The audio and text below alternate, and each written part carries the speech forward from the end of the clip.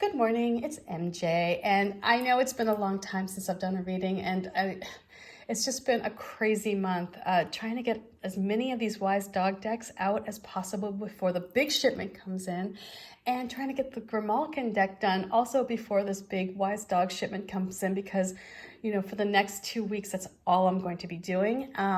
So I really wanted to get as much done as I could during the day, and with my child going to school and being there for only about 5 hours, I really was just trying to maximize my time as much as possible. So now that things are kind of under control, the Wise Dog decks are shipping out. I have a system, I have a rhythm. We're prepping a lot at night. I'm finding that helps a great deal. And now that my child is at this age where she actually enjoys helping out a bit, it's making the process a whole lot smoother. And then the Grimalkin deck is done, and I'm so excited because I'm going to start doing my readings again. I'm going to start using the Grimalkin deck to show you guys. Also, not only just to show you the deck, but because I'm writing the book for it, doing these readings is going to help me as well connect with the energy of the cards and really just sort of build that bond that I have with my decks. So I'm really excited about this. So let's get started, shall we, with the first reading using the Grimalkin deck. And all 80 cards are here. I made this mock-up deck yesterday, and as you guys know, when I make a mock-up deck, the backs are not the backs that you're going to get. This is just the from printing it at Kinko's or FedEx. It's called FedEx now. There we go. I'm showing my age. And then the typeface will be a little bit different as well. So let's get started. The first card I'm going to pull is the energy that we are working with right now, today, this moment in time, the soggy Saturday that we're having in Seattle. A soggy Seattle Saturday. Okay. And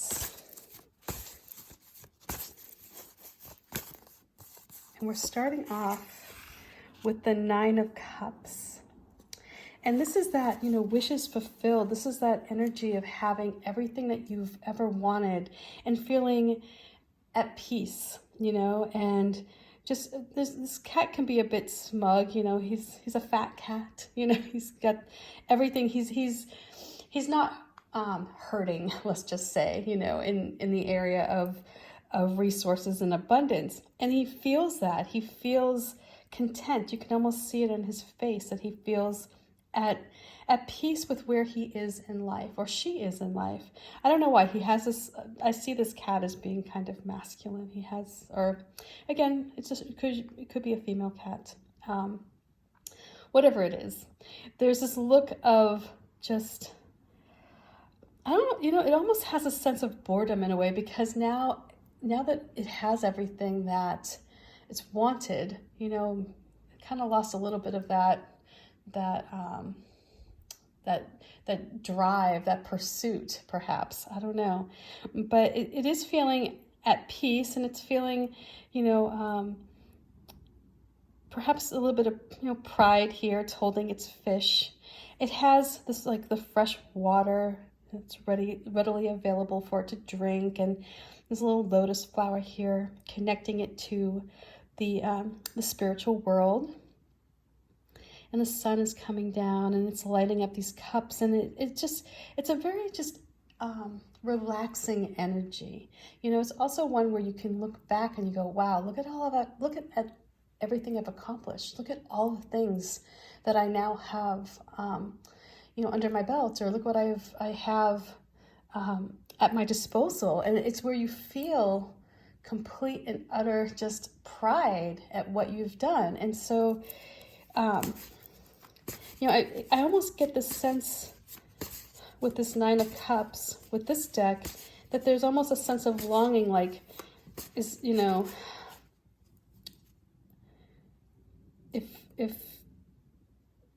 this all there is? Did I get everything?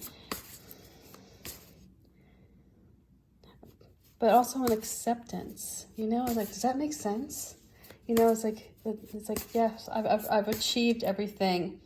Again, I kind of go like, Where the other decks have this real sense, like the Crow Tarot, you know, he's really such a smug crow sitting on those cups. This one, I kind of feel like the energy of this Nine of Cups is one of feeling as though, you know, it's like everything's been acquired. Now what? You know, I've done it all. I've lived it all. You know, it's like I've been there, done that, almost feel. So let's see what energy is coming towards us as a result of this Nine of Cups. You know, it's like when you get everything you desire, does it leave you feeling a bit bored, you know, or like, you know, what about the next chapter? Do you need something to kind of, you know, add a little spark to your day? Let's see. And speaking of fire, here we have the Page of Wands. So maybe that's what it is. Maybe, you know, like you're sitting in this place where you have everything you want. You have everything at your disposal. And because you feel a sense of like, well, I've done it, you know, there is a sense of pride there, but perhaps a bit of longing for something new to come in. You have this fiery energy of the Page of Wands coming up. And it's, you know, it's like you're looking for some new challenge, perhaps. You're looking for something that's going to spark your interest, and it's going to come to you here, you know, in the near future. So this is something where it's obtainable, but you have to use your creative mind to figure out how to get it. And I think that may perhaps shake the dullness that can come with having everything you want, right? I mean, there is a sense of like, yes, you've worked hard, you've gained everything, but you know, like, you know how you hear about people who, once they hit retirement, you know, they don't feel as fulfilled in life as they did when they were working, even though it was much more of a struggle when they were working. I think that that's kind of like what we have going on here with this Nine of Cups, is that, you know, yes, you may have achieved the house, you may have everything you want, you have happy kids, life is great, you've worked hard to provide for everyone, but at the end of the day, it's like you're missing the fun, you're missing that intensity that comes from the game of life. And we as humans love to solve problems. That's like one thing that we love to do. It's why, you know, they tell people who are older to do the crossword or to do Sudoku, whatever it is. You know, we love solving problems, and it keeps our mind engaged. And when we have our mind engaged, we tend to be happier. So this is a good time for you to look for opportunities that are coming at you that will get your creative mind moving. You know, there will be something that you'll want to obtain, and to do that, you're going to have to, you know, perhaps muster up some enthusiasm, get some excitement going on in your life. And so here, let's see what advice. Oh, okay, and I noticed some other things here. So what I'm going to do when I'm done this, I'm going to pull together the picture here that's forming. And by the way, when I do these cards, I don't do these in order. With this deck, I did do all the nines. I did all the pages. I did, you know, like I did not do them at all. I mean, that wouldn't have even made sense anyway if I did it in order, but I do love how the picture is coming together on this one. Okay, so let's see the advice. And here we have the moon. So this is going into your intuition, checking in with yourself. So make sure I have these nice and straight here, sorry. Okay, so the advice these cats are bringing back is to go inward, to look inward, and to see where perhaps you may have some blocks. What's preventing you? You know, are you trying to stifle that wild side? You see the cheetah and the moon here.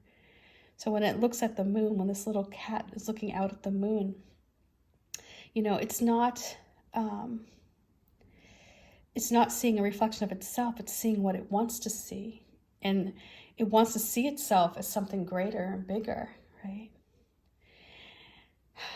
But at the same time, there's this problem where it doesn't feel free. It's not wild. It can't fly off like this bird. See, the cage here is empty because the bird is flying away and the bird is free. But this cat is inside. This cat is very domesticated. And so that may be a source of friction, you know, where you're like, you want to be wild, you want to like let yourself go. But at the same time, there's that part of you that is following the rules, you know, that's staying domesticated, that's staying in place because that's what you've been told or, you know, trained to think. Right? So here we have this passion and this energy that's coming towards you, but at the same time, there may be a bit of hesitation. And so the moon is saying to go inward, look where that hesitation is. What's holding you back? You know, is there a fear of getting out of this comfort zone? You know, are you afraid that it may get too hot?